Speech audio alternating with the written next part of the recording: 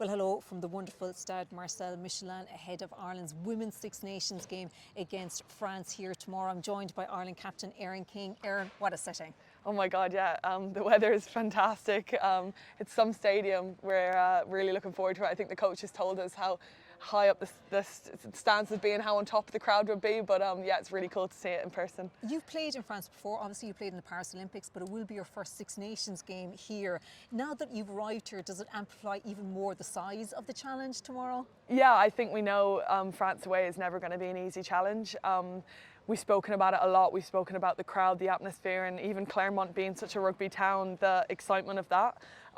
So yeah, I think we're looking forward to it, but I think it is going to be a big challenge and it's going to be a massive occasion here. Yeah, it's going to be some occasion. There's been obviously that brilliant win over Italy last weekend. It feels like it's turbo boosted you even more. There's a lot of positive talk, a lot of positive soundings coming out from the camp. Are you happy to kind of put that out there and kind of, tell everyone how positive you are, how confident you are coming into this game? Yeah, I think we are really confident. We've been training really well and taken a lot of the fixes from the games and tweaking them a little bit, and yeah, I suppose from that Italy game we can take a lot of confidence from our game plans working.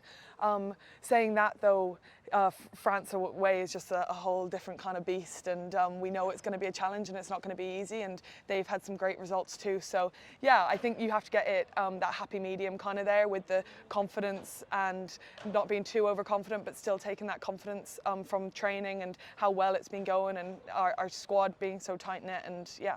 And France have their 2 bonus point victories so far as well in this championship, but they've had slow starts, slow first halves. So what are you taking from their previous performances, and of course what you've learned over your last few encounters as well?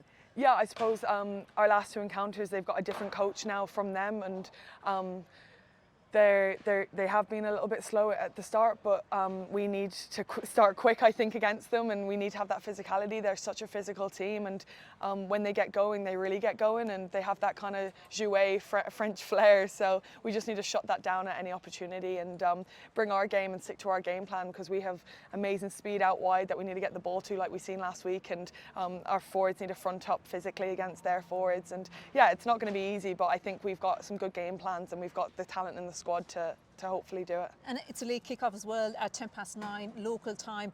How are you planning on spending the day, because it is such a late kickoff, although the temperatures are quite warm here, so maybe that's a good thing for you that the temperatures might have dipped by the time of kickoff tomorrow night?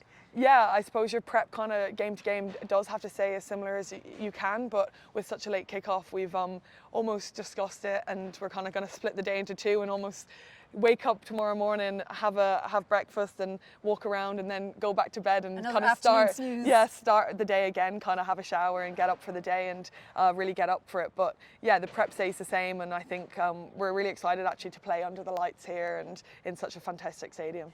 And just finally, Ireland have never won a Women's Six Nations game on French soil. Why could you change that tomorrow, and what would a win mean to you? Yeah, I think we've spoken a lot in the squad about this, and how we have the opportunity and how lucky we are to have the opportunity to make history tomorrow. And yeah, I think it would mean the world to our team. We've spoken about breaking into that top 2 of the Six Nations, and we haven't done it in a long time. So yeah, I think it would mean a lot to this squad, and it would show where we're going and the trajectory that we're following, and I think it is what this squad deserves. Best of luck, Erin.